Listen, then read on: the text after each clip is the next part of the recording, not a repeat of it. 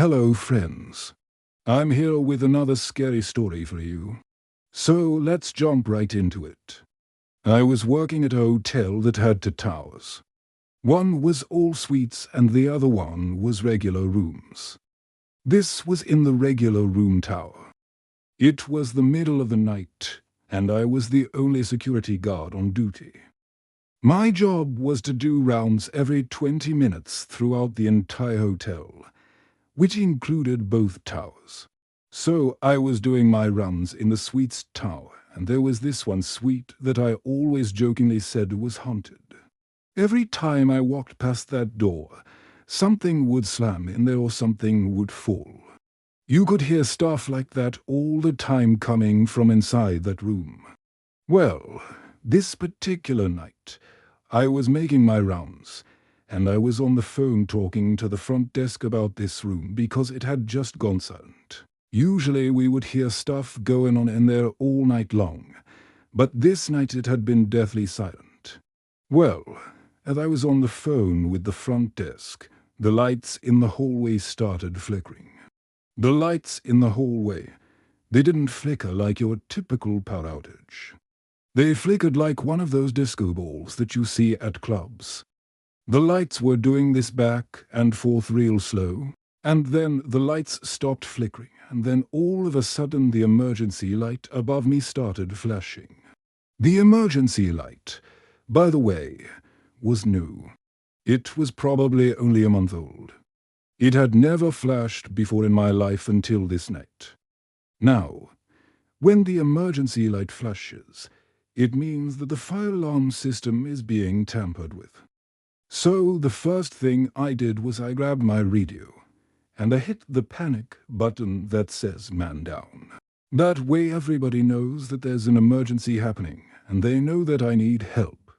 And then I ran over to the elevator, and I got on it, and I went up to the floor that the room was on. When I got off the elevator, the lights were still flickering in the hallway. I looked on my radio, and nobody from the front desk or management, or even the other security guards, were answering. Nobody was answering any of the radios. None of them were responding. It was really strange. So I was like, okay, let's go check out the room. So I walked slowly down the hallway with my flashlight out, looking under the doors to make sure that none of the guests were in the hallway, because if there was a fire, you have to evacuate the guests. Well, I get to the door of the room that I thought was haunted, and I start knocking on it and yelling, "Evacuate, evacuate, please come out." No answer. So I open the door and I yell again, "Evacuate," and I walk into the room. When I opened the door, I saw the bed was all torn apart like someone was laying in it, and then suddenly got up and ran away. And the closet door was wide open. So I, of course, being the scaredy cat that I am, started freaking out, and I started running towards the closet, and as I got closer, I could feel something grabbing at my ankles, trying to trip me up, trying to pull me in. I started screaming, and then all of a sudden the closet door shut by itself, and whatever was in there disappeared. Okay, so at this point, I don't know what to do. I'm scared to go anywhere. I'm scared to move. I mean, what do you do in a situation like that? So I grab my radio, but then I remember that nobody's on the radio. So I took a deep breath and I tried to calm myself down so that I could think clearly. I knew that I couldn't stay in that room, but I also knew that I couldn't call for help. So I decided that I was gonna go find someone who could help me. I started walking through the hotel looking for someone, anybody. Well, as I rounded the corner and came out of the hallway into the lobby area, I saw this little girl standing by the front desk. She must have been round 7 years old, and she was wearing a Victorian nightgown. And there was no one else in the lobby. I asked her, "Hey, have you seen anyone round?" And she turned round and looked at me and said, "Are you here to take me home?" Then she vanished. At that point, I completely freaked out and I called 911. And when the operator answered, I told her, I need help. I'm at a hotel and I think someone's trying to kill me. Well, the operator asked me, what makes you say that? And I told her what happened with the closet and the little girl. And then I told her that I couldn't get anybody on the radio. So the operator sent the cops right away.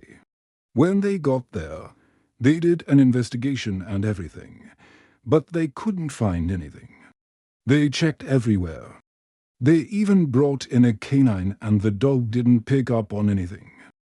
The cops were awesome. They drove me home because I couldn't drive myself.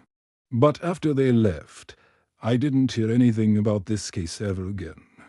The police department never got back in touch with me and neither did the hotel. But here's the thing.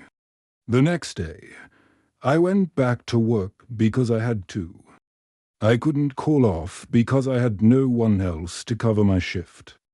So I went back to the hotel and I went back to that room. And when I opened the door to check it out, the bed was perfectly made and the closet door was shut.